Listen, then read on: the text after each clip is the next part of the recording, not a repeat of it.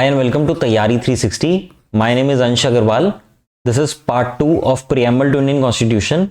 Part 1 में हमने discuss किया था nature of Indian state, that is sovereign, socialist, secular, democratic and Republic. इस पार्ट में हम डिस्कस करने वाले हैं certain ideals enshrined in Indian preamble, that is justice, liberty, equality, fraternity. तो आइए जस्टिस से स्टार्ट करते हैं.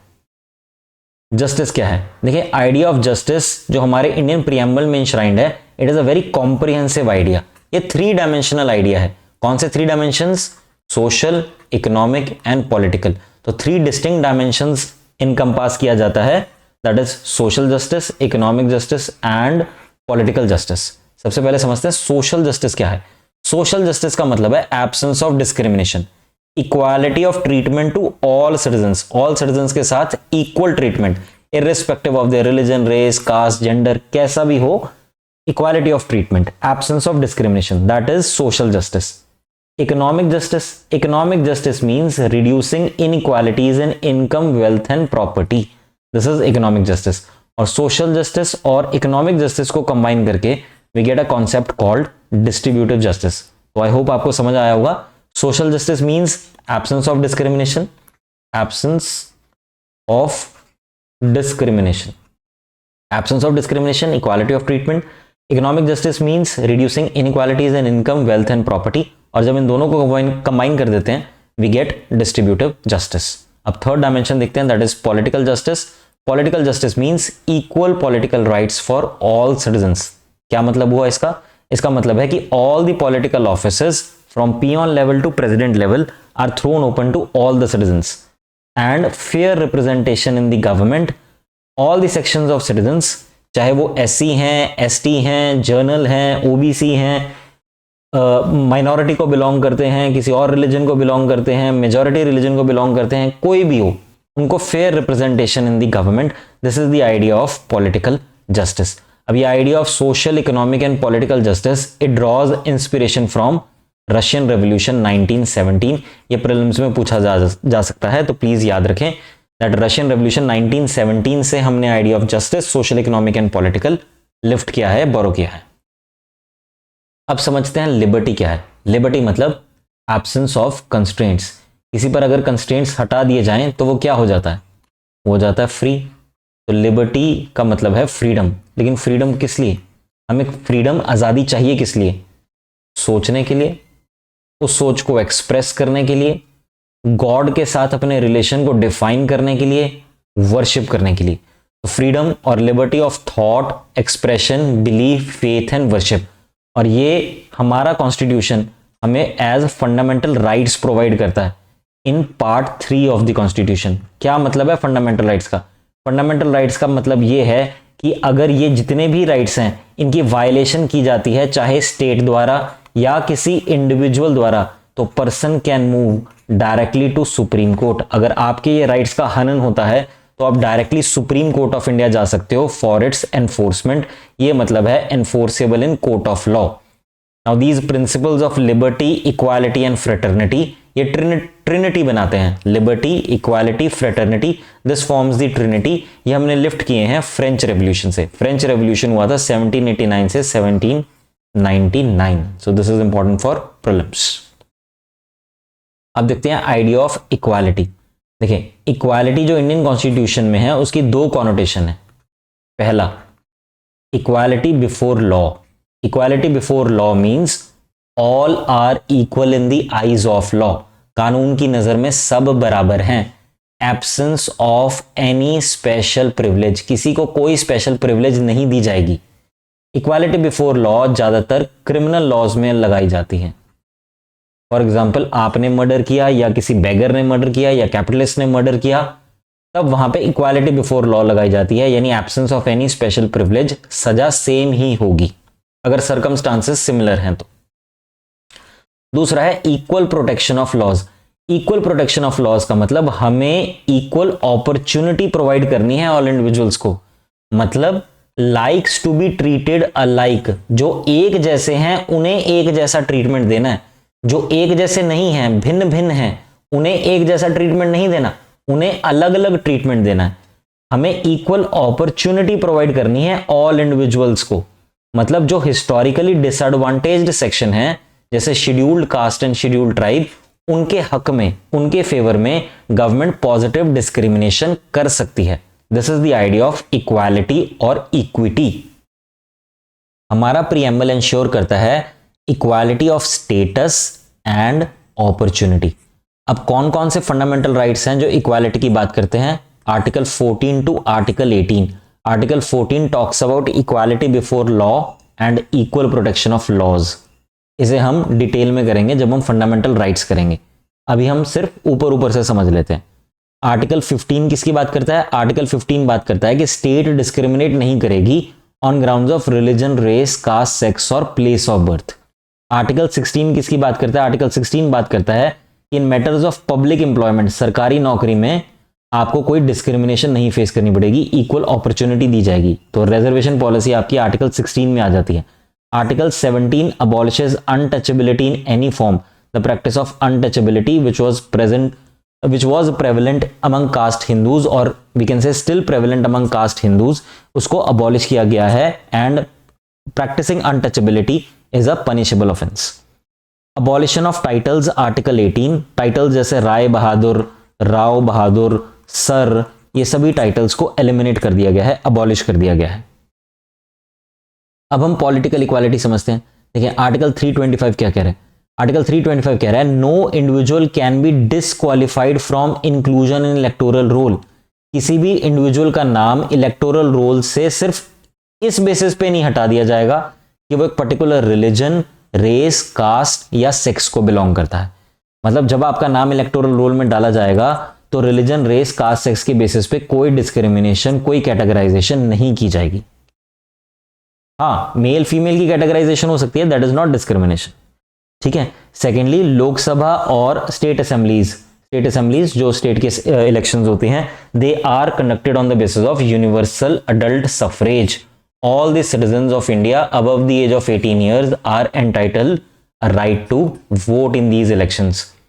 और पार्ट 4 ऑफ द कॉन्स्टिट्यूशन जो directive principles of state policy की बात करता है, उसके आर्टिकल 39 ने equal wages for equal work for both mails and females की बात भी करी है। अब हम डिस्कस करते हैं आइडिया ऑफ फ्रेटर्निटी।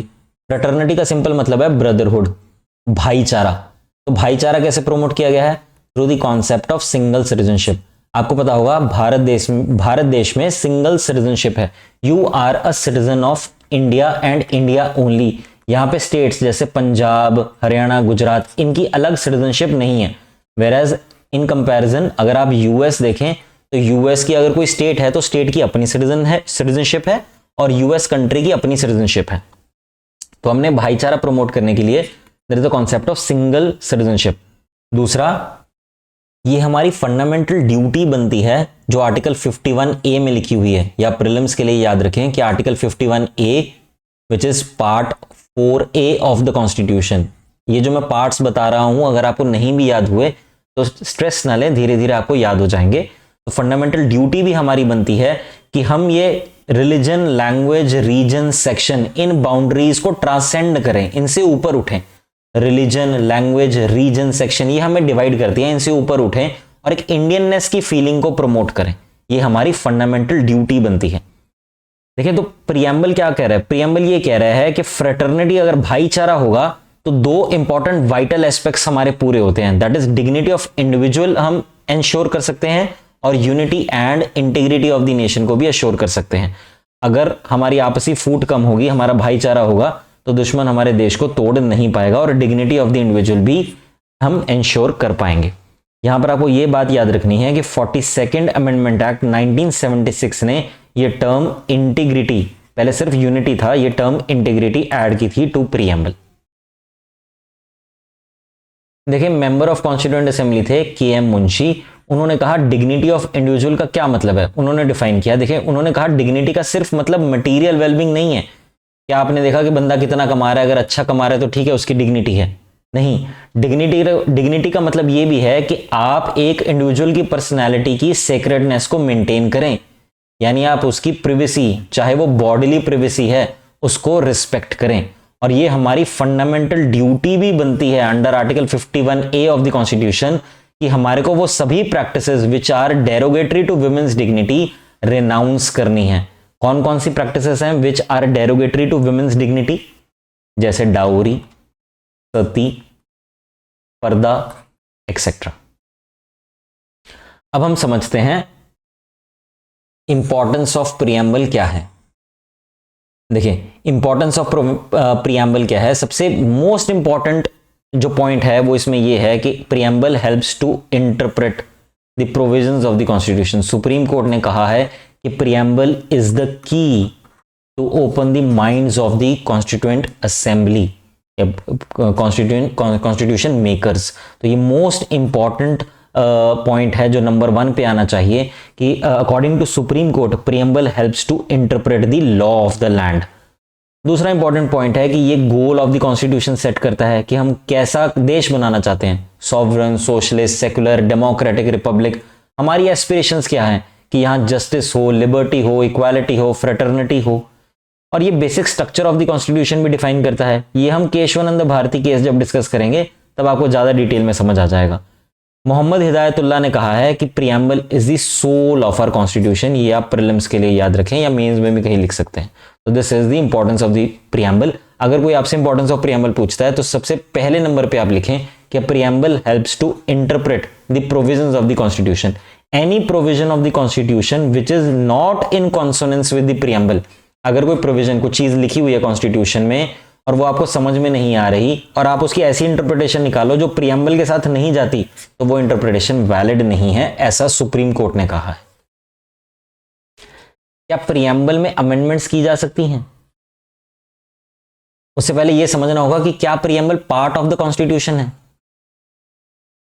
देखिए सुप्रीम कोर्ट ने कहा है कि प्रियम्बल ना सिर्फ पार्ट बल्कि एक integral part of the constitution है। और सुप्रीम कोर्ट ने ये केशवानंद भारती में कहा है। केशवानंद भारती एक केस है, Kesavananda Bharati versus union of India. उसमें सुप्रीम कोर्ट ने कहा है कि preamble is not just a part, कोई ऑर्डिनरी पार्ट नहीं है, इट्स एन इंटीग्रल पार्ट। इसे कॉन्स्टिट्यूशन से अलग नहीं किया जा सकता। तो कॉन्स्टिट्यूशन को अमेंड करने का प्रोसीजर आर्टिकल 368 है। आर्टिकल 368 यूज कर पार्लियामेंट कॉन्स्टिट्यूशन को अमेंड कर सकता है। तो अगर 368 से कॉन्स्टिट्यूशन अमेंड हो सकता है तो 368 का यूज कर प्रियम्बल भी अमेंड हो सकता है, क्योंकि preamble is not just a part but an integral part, जो सुप्रीम कोर्ट ने केशवानंद भारती में कहा था। तो इसी इंटरप्रिटेशन को यूज कर 42nd amendment act 1976 Indira Gandhi government ने, हमने पहले भी डिस्कस किया था, प्रियम्बल को अमेंड कर दिया था। बट हाँ, यहां पे एक कैच है, आप प्रियम्बल को तो अमेंड कर सकते हो, लेकिन अमेंडमेंट करते हुए आपको ध्यान रखना है कि आप रीराइट ना कर दो एंटायर कॉन्स्टिट्यूशन, आप उसका basic structure, fundamental structure alter ना कर दो। हमारे प्रियम्बल को सिर्फ एक ही बार अमेंड किया गया है, that is by 42nd amendment act 1976, और अमेंडमेंट करके 3 टर्म्स ऐड की थी, एक तो सोशलिस्ट और ये सेक्युलर। सोशलिस्ट सेक्युलर ये हमने वीडियो नंबर 1 में डिस्कस कर लिया। इंटीग्रिटी मैंने अभी हमने डिस्कस किया था, यूनिटी लिखा हुआ था खाली, इंटीग्रिटी भी ऐड किया गया to preamble, that is unity and integrity of the nation. कौन बनाता है unity and integrity of the nation? Brotherhood, fraternity. अब देखें स्टेटस ऑफ द प्रियम्बल। क्या preamble part of the constitution है या पार्ट ऑफ द कॉन्स्टिट्यूशन नहीं है? एक केस हुआ था बेरूबरी यूनियन केस। क्या केस है ये? जो वेस्ट पाकिस्तान है वो तो पाकिस्तान है, यहां पे जो पाकिस्तान है वो ईस्ट पाकिस्तान यानी बांग्लादेश। तो बांग्लादेश के साथ बेरूबरी यूनियन के कुछ एनक्लेव्स थे, उसे इंडिया ने एक्सचेंज करना था। बेसिकली जो पहले ईस्ट पाकिस्तान था यानी बांग्लादेश था, उसके साथ इंडिया ने कोई लैंड बाउंड्री एग्रीमेंट करना था, तो वो केस था बेरूबरी यूनियन। तो प्रेसिडेंट ने सुप्रीम कोर्ट से पूछा था on in Berubari union case कि क्या preamble is a part of the constitution. तो बेरूबरी यूनियन केस में सुप्रीम कोर्ट ने एरनसली, गलती से ये कह दिया कि preamble is not a part of this constitution. हाँ, ये जरूर कहा कि preamble is key to open the mind of constitution makers. ये मैंने आपको पहले भी बताया था कि एक चाबी है, वो क्या सोचते हैं उनके दिमाग का ताला खोलने के लिए। लेकिन प्रियम्बल को सुप्रीम कोर्ट ने गलती से ये कह दिया कि it is not an integral part of the constitution. हालांकि सुप्रीम कोर्ट के पास ये पावर होती है with a doctrine of prospective over ruling, कि वो अपनी रूलिंग को बदल सकते हैं। तो सुप्रीम कोर्ट ने अपनी रूलिंग को बदलते हुए अपनी गलती सुधारी और केशवानंद भारती केस में जो 13 जज बेंच ने डिसीजन दिया था, ये कहा कि प्रियम्बल ना सिर्फ पार्ट बल्कि integral part of the constitution है। दोबारा समझें, इन बेरूबरी यूनियन केस गलती से सुप्रीम कोर्ट ने यह मान लिया था कि preamble is not a part of the constitution, but अपनी गलती को सुधारते हुए through a doctrine of prospective over ruling इस रूलिंग को ओवर रूल कर दिया, मतलब नई रूलिंग दी 13 बेंच ने, और उन्होंने कहा कि preamble is not just a part but an integral part of the constitution and preambular interpretation is very very important. Any provision of the constitution जो प्रियम्बल के साथ नहीं जाती, which is not in consonance with the preamble, will be struck down. तो thank you, I hope आपको preamble के बारे में समझ आया होगा। Do like, share, subscribe our platform Taiyari 360। Thank you.